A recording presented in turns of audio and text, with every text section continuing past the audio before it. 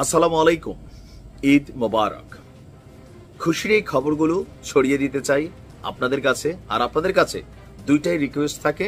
প্রথম হচ্ছে দোয়া। দেখেন, দোয়ার একটা বরকত আছে।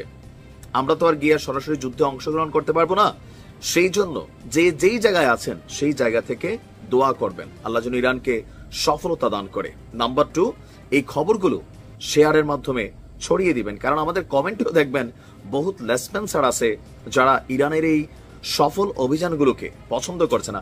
আর আরেকটা কথা বলি আমাদের সুন্নি ভাইদেরকে, এখানে অনেকে শিয়া সুন্নি বিভাজনের মধ্যে এসে ইরানের বিরুদ্ধে ইসরায়েলের যে অভিযান সেটাকে অনেকে বাহবা দিচ্ছেন, অনেকে বিভিন্ন ধরনের বক্তব্য দিচ্ছেন। কিন্তু আপনি দেখেন আজকে ইরানের বিপরীতে যে আমাদের সুন্নি ভিত্তিক যে রাষ্ট্রগুলো আছে তাদের কারোর ভূমিকা আপনি দেখছেন কোথাও কোনো বীরের মতন আছে? সবগুলা লেসপেন্সার হয়ে আছে। সুতরাং শিয়া সুন্নির বিভাদ পরে